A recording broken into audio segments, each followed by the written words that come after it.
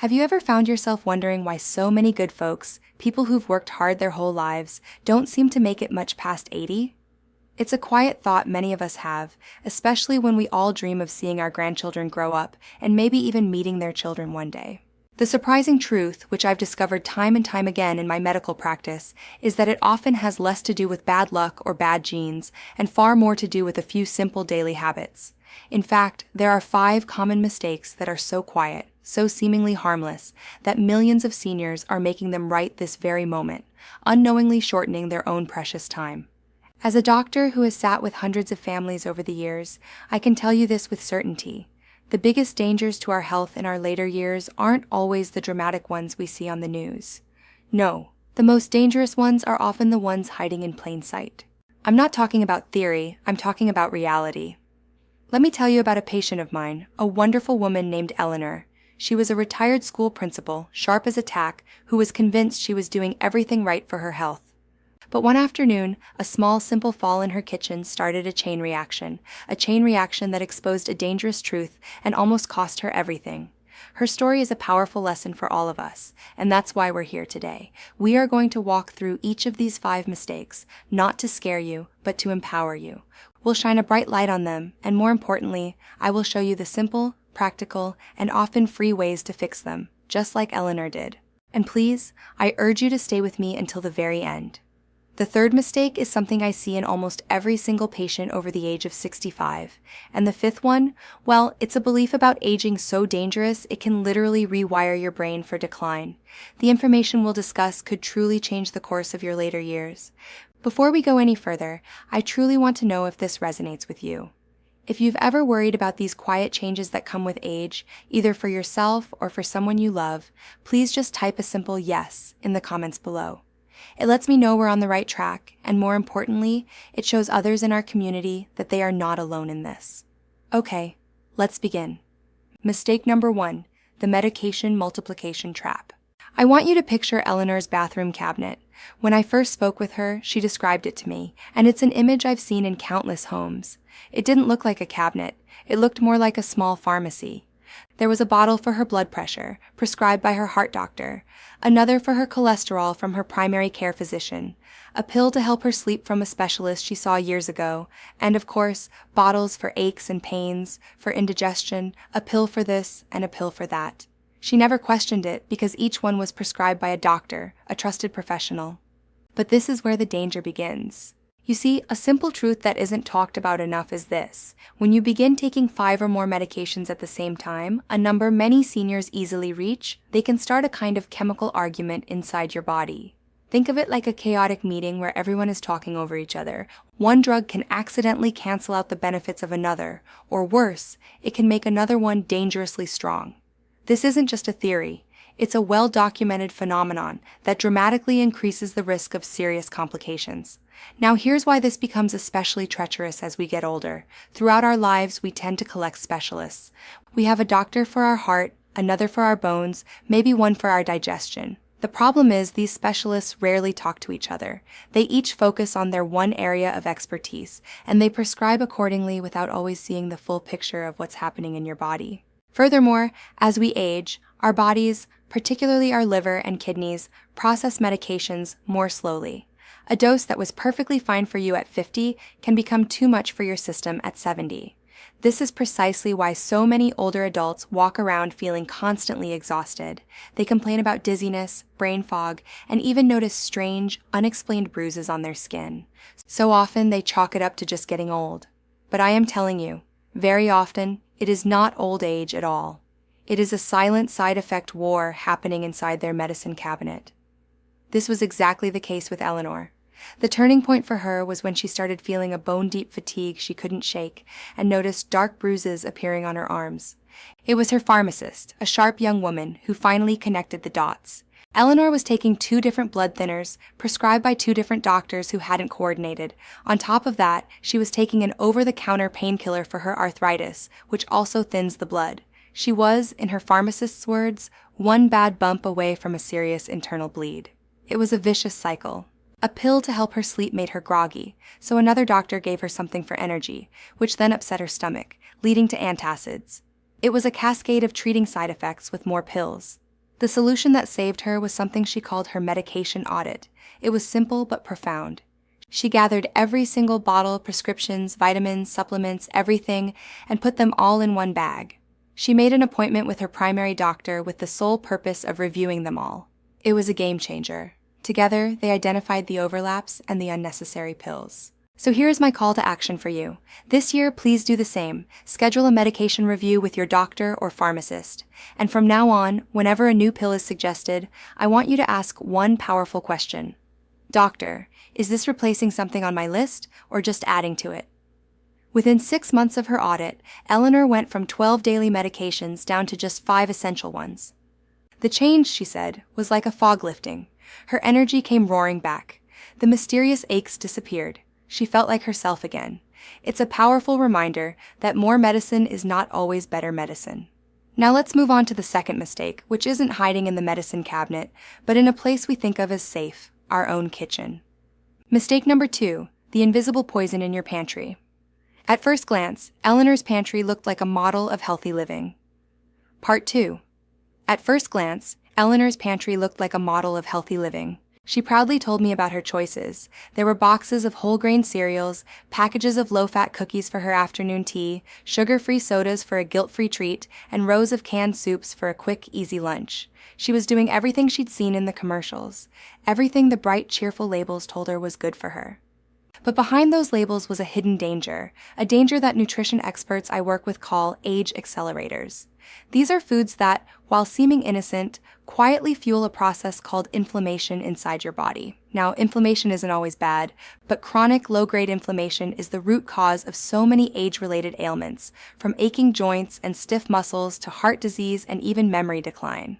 The biggest offenders are hidden sugars and chemicals. That wholesome-looking granola bar Eleanor loved, it had more sugar than a frosted donut.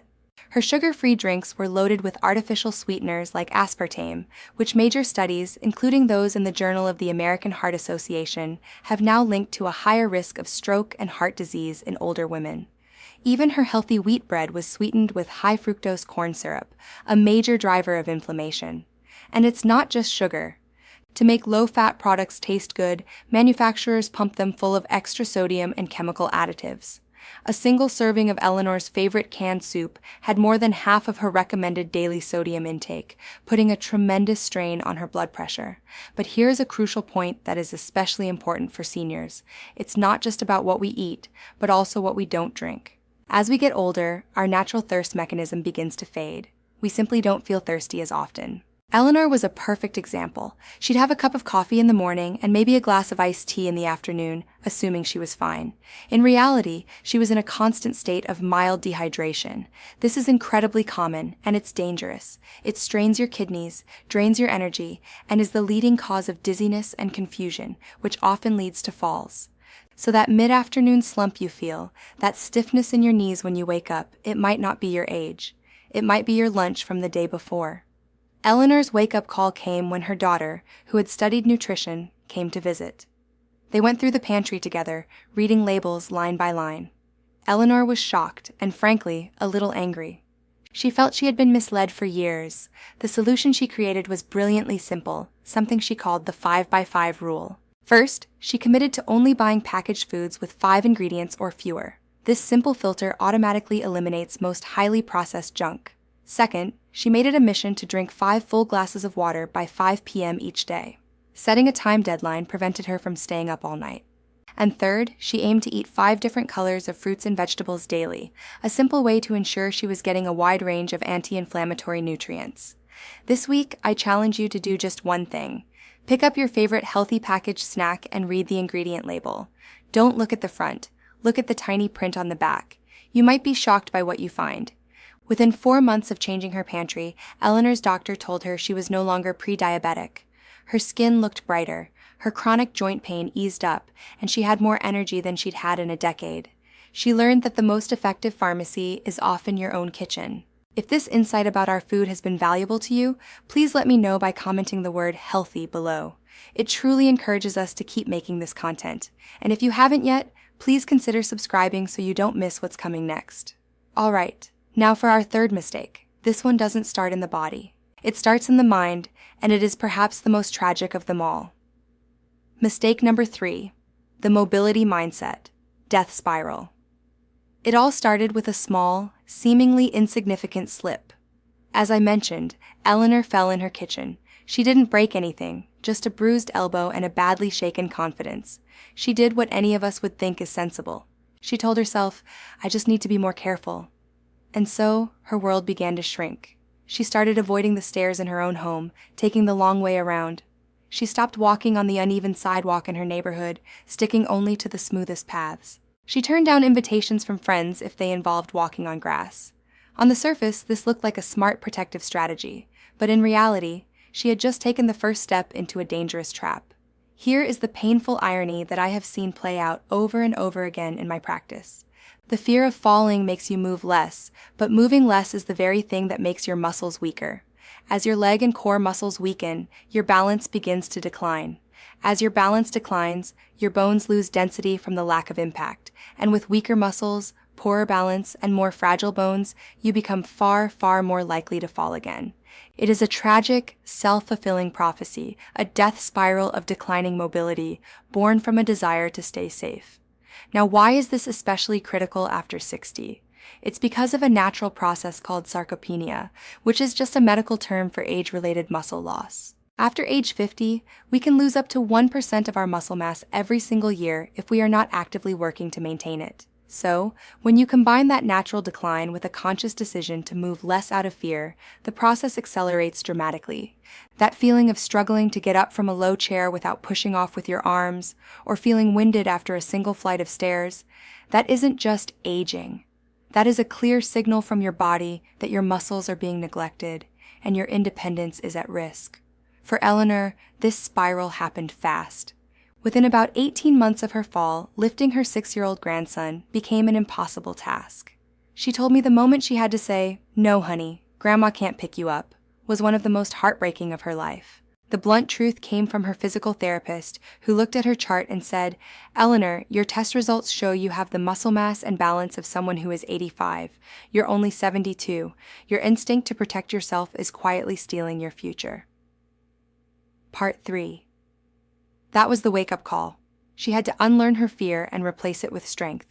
Her solution was a program she called the Power of 3. It was designed to be so simple that she couldn't make excuses. First, 3 simple balance exercises while she brushed her teeth in the morning, like standing on one foot. Second, 3 simple strength moves during TV commercials, like standing up and sitting down from her chair 10 times without using her hands. And third, 3 gentle stretches before bed to maintain flexibility. Your muscles do not know how old you are. They only know one of 2 things: use or disuse. It is a choice we make every single day. Choose use. At first, Eleanor could barely balance for 5 seconds, but she was consistent. Within a few months, she was holding for 30 seconds with ease. She joined a senior Tai Chi class in her community, where the laughter and support made it feel less like a chore and more like a social hour. 6 months after starting her simple program, she was on a hiking trail with her grandchildren, fearless and strong. Medical tests confirmed it. Her bone density had actually improved.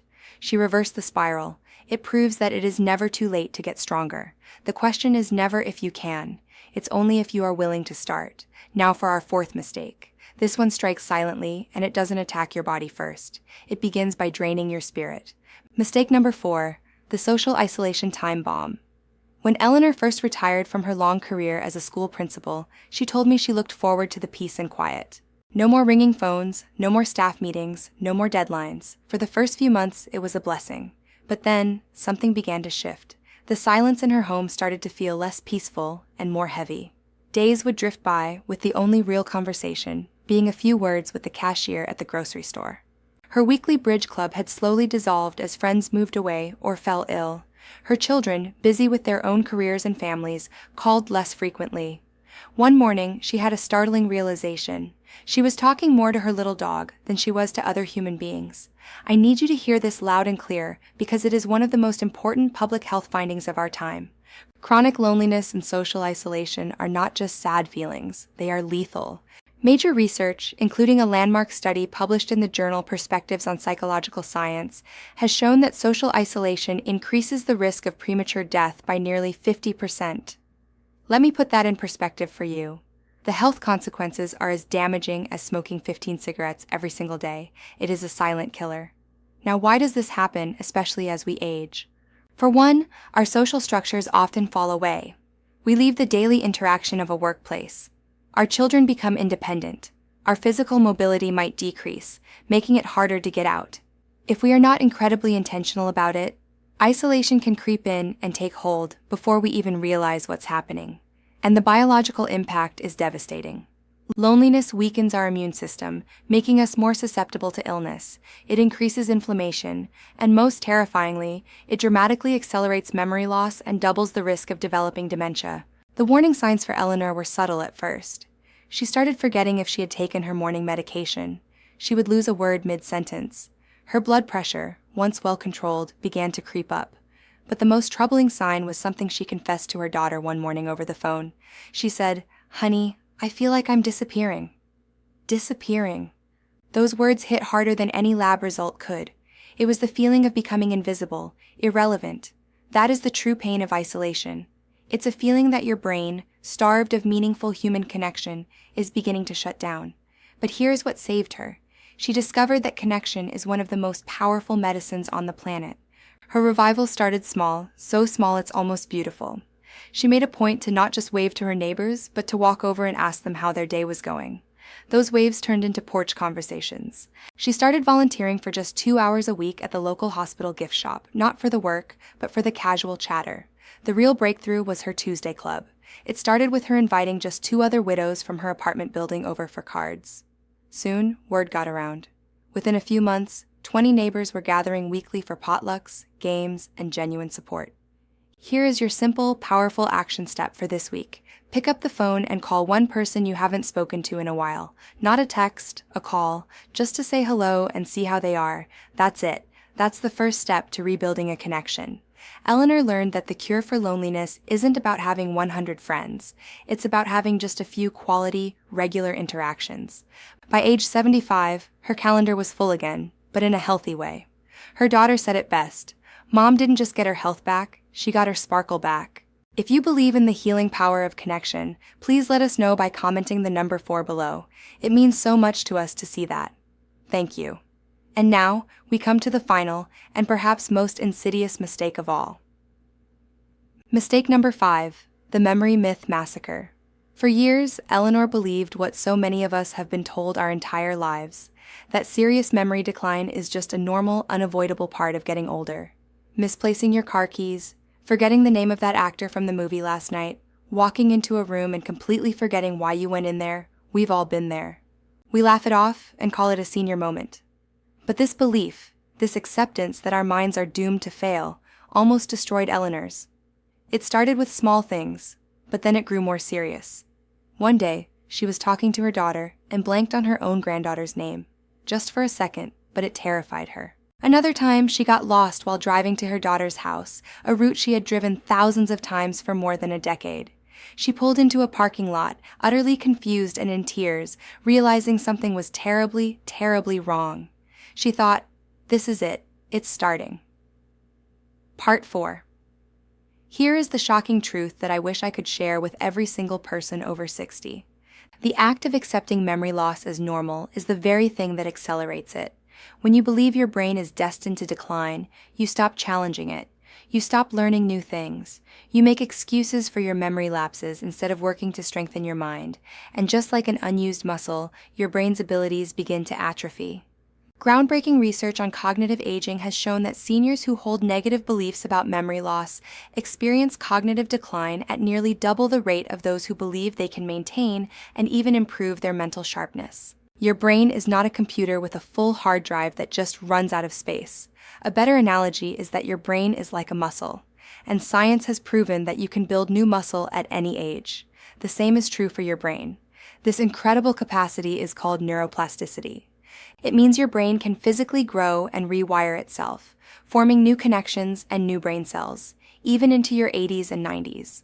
The neurologist who saw Eleanor later told her, "Your brain wasn't losing ground because of your age. It was losing ground because of neglect." That diagnosis was the spark Eleanor needed. She began what she called her brain renaissance. Each morning, she spent 15 minutes doing puzzles and brain training games on her tablet. In the afternoons, she committed to learning something entirely new. She started with Spanish lessons online, then decided to learn to play the piano, something she had always dreamed of. And she discovered that one of the most powerful tools for brain health was her daily walk. Physical exercise, particularly walking, has been shown to increase a natural protein in the brain called BDNF, which acts like fertilizer for the growth of new brain cells. The moment you believe your brain is finished learning is the moment it begins to die. I urge you, reject that myth today. Challenge your mind, do a crossword puzzle, read a nonfiction book instead of watching TV, try to learn a new skill on YouTube, sign up for a class at your local community college. By her 73rd birthday, Eleanor could order a meal in Spanish and play simple songs on the piano. Her neurologist was stunned. Her brain scans, he told her, actually showed growth in the hippocampus, the brain's memory center. Your brain looks 10 years younger, he said. Eleanor's story is the ultimate proof that your brain's best days do not have to be behind you. The real danger isn't aging itself. It's believing the myth that aging means inevitable decline. So, where does all of this leave us? Let's go back for a moment to Eleanor. Just a few years ago, she was on the same path that, sadly, so many of our seniors find themselves on. She was overmedicated, feeling physically weak, becoming more and more socially isolated, and was quietly convinced that memory loss was an unavoidable fate. Her doctor had even quietly warned her that if nothing changed, she might not live to see her 80th birthday. She was on track to become just another statistic. But Eleanor, she chose a different path. She decided to fight back. She took control of her medications. She cleared the poisons from her pantry. She patiently rebuilt her strength through simple daily movements. She bravely reconnected with her community, and she revived her brilliant brain with daily challenges. Today at 75, Eleanor is stronger, sharper, and more full of life than she was at 70. Her latest blood work, she proudly told me, shows the health of someone 20 years younger, but more importantly than any number on a chart, she wakes up every single day with joy, with purpose, and with confidence. She didn't just avoid decline, she reversed it. Her story is living proof of a simple, yet incredibly powerful truth. Aging does not have to mean decline. The real enemy isn't the number of candles on your birthday cake. It's the silent, everyday mistakes we accept as normal. Her story proves that you have so much more power over your health and happiness than you've been led to believe. Your choices, even the small ones made daily, can determine whether you quietly fade away or live fully, vibrantly, and independently into your 90s and beyond. As we wrap up, we've explored 5 critical areas that can truly transform our golden years. But knowledge is only powerful when we put it into action. So now, I have one important question for you. What is the one commitment you are making to yourself after watching this video? It doesn't have to be monumental. It could be as simple as, I will drink a glass of water before my coffee tomorrow. Or, I will call that friend I've been thinking about this week. Or, I will read the ingredients on my favorite snack box. Please share your personal commitment in the comments below. Writing it down is the first step to making it real, and it lets us all inspire each other to take that first step. And if you found real value and encouragement in our time together today, show your support by giving this video a like. It is so appreciated. To ensure you continue on this journey with us and never miss another video full of life-changing wisdom, hit that subscribe button. It's more than just subscribing, it's joining a community of people dedicated to living our best lives together. Finally, think of one person, just one person, who needs to hear this message today, and please share it with them. You might just change their life. Thank you for watching. Stay healthy, stay wise, and I'll see you in the next video.